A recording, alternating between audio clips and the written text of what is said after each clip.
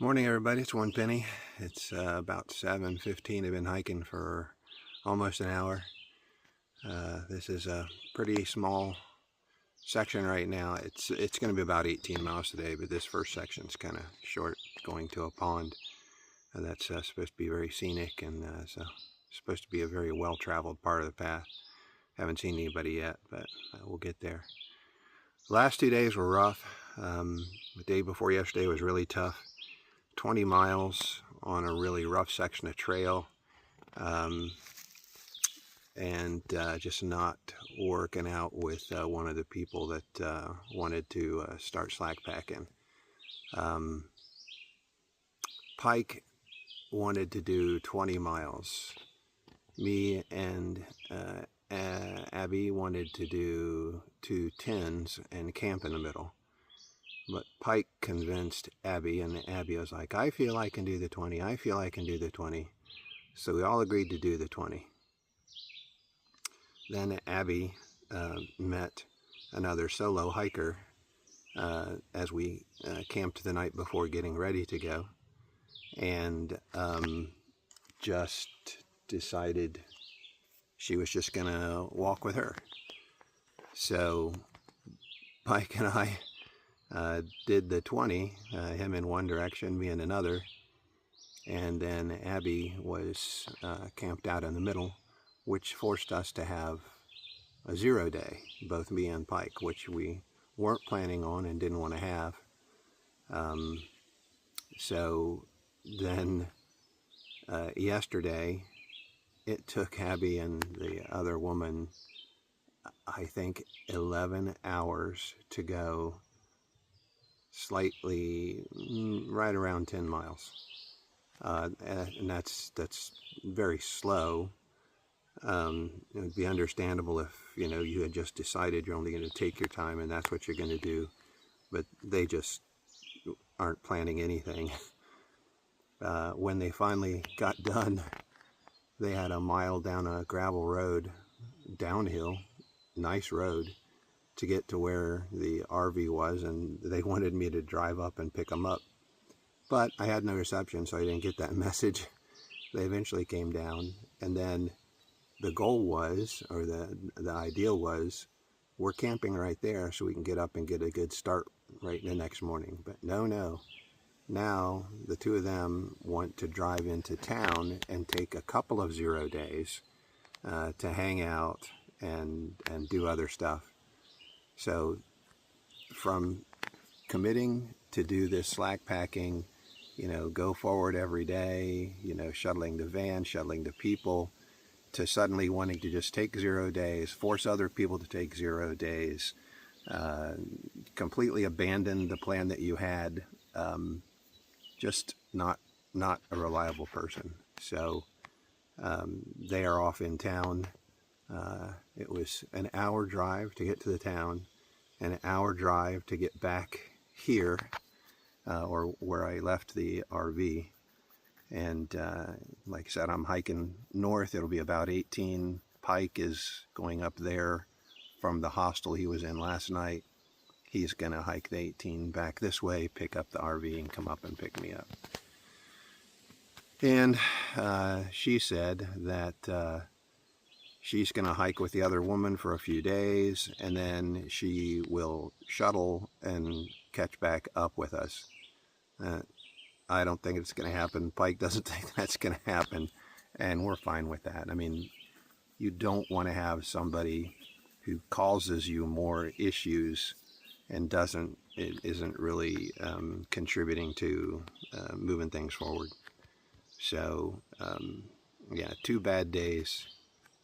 But I'm starting off here, got a good early start.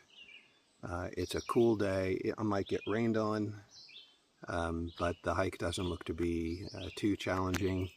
There's some elevation in the second half, but it doesn't look too bad either. But if you're slack packing, you kind of make that commitment. It's 20 miles to the next pickup.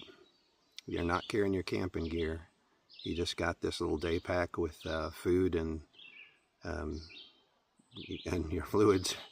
So once you start out, there's not much choice. You kind of have to go the distance, or you're going to end up spending a really rough night somewhere in the woods. So I'm going to get back up and get moving. And I hope y'all are having a good day. I still have not resolved my storage issues, so I'll need some time when we are forced to go to a town. I will try to hold up somewhere where there's really good internet signal and try to get that stuff done. I may try to order Starlink or that new telephone service that automatically finds the strongest signal no matter who the carrier is, and lets you get to the internet that way. I don't know, it's all just money. I've been spending money like crazy. So, but I need to keep making some progress, and need to figure out a solution to that issue. But otherwise, I'm going to head on out, and I hope you guys have a good day. I'll talk to you later.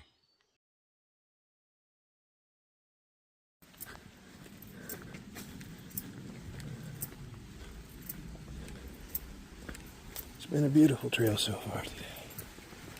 This is beautiful. Look at that.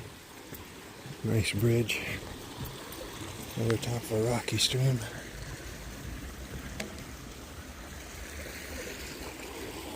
Oh, that's nice.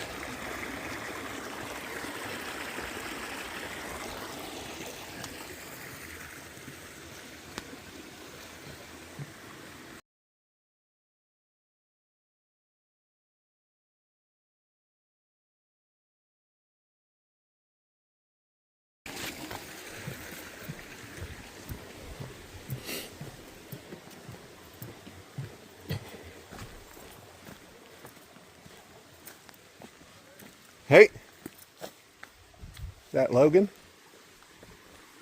How you doing? Yeah.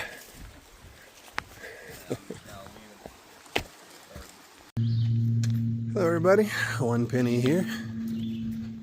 Got to a 1 mile section of a Forest Service road. This is actually a fairly nice section for a Forest Service road. Just kind of packed mud, no grass, a few rocks. Not bad at all. So I have about a mile on this road before the trail goes off. And I am known to have missed a few trail turnoffs from time to time when you're on a road. Because you're on a road, walking nice and free and easy for a change. No rocks, no climbing up and down, twisting, turning. And just kind of settle into cruising right along. And next thing you know, you've passed your turn to the trail. So, trying to be vigilant, but every so often I've got to stop and open my far out and see where my little blue dot is and where the trail is, just to make sure I'm on it. There's a white blaze on that tree right there, so I'm still heading in the right direction for now.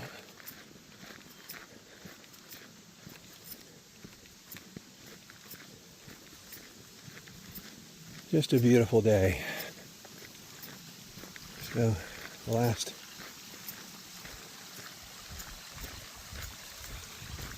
two days are days that make you feel like quitting, giving up, and then you get a really nice day like today.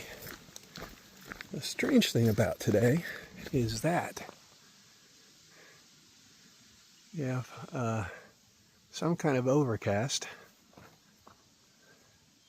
and the whole sky is kind of this strange shade of pink, and you can look directly at the sun. It's covered up with enough haze of whatever is in the atmosphere And it just looks like a crisp, round, reddish ball. Was even more pronounced earlier today. Still a little bit up there. So, anyways, off we go. Hope y'all are having a good day. I'll talk to you later. Hey everybody, I'm Benny again.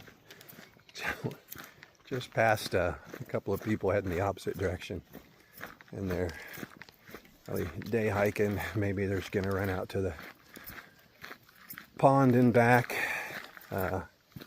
This is a section of the long trail. It's also the AT. It's also Stratton Pond Trail, I believe.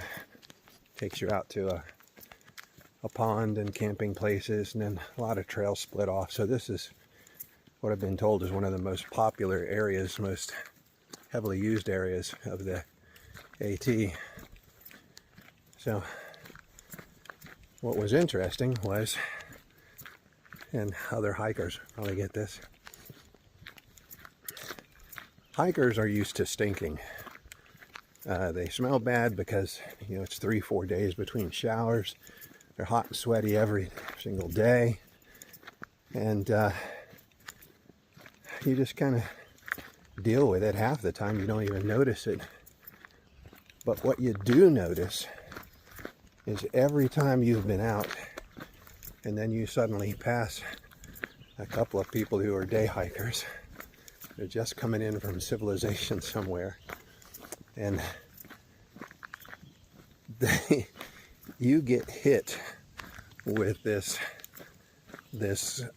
scent cloud from those people of their shampoos, their deodorants, their hairsprays, their mouthwash, perfumes, aftershave. It just hits you like nothing. I tell you, out in the civilized world, you know, you come across people who stink from time to time because they got jobs where they're sweating and, you know, it gets tough. But none of that compares with getting hit in the face by the chemical scent cloud of people who just got up this morning, you know, took their shower, did all their normal things, then head out here in the trail, and they just leave this huge chemical scent bubble that follows them around, and it just hits you in the face like nothing.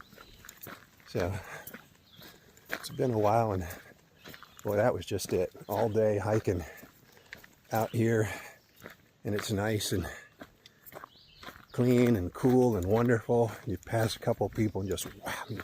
It's like being hit in the face with a fish. That's what it's like. Yeah. I'll see y'all later. Bye. Yeah, I would think so too. So apparently it is wildfires in Canada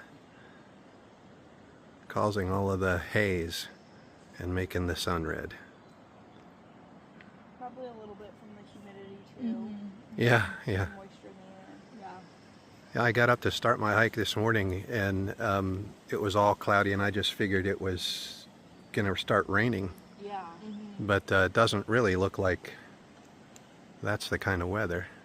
Yeah, we were gonna do this yesterday, but it's gonna be too hot. Mm-hmm. Yeah, yesterday was definitely hot.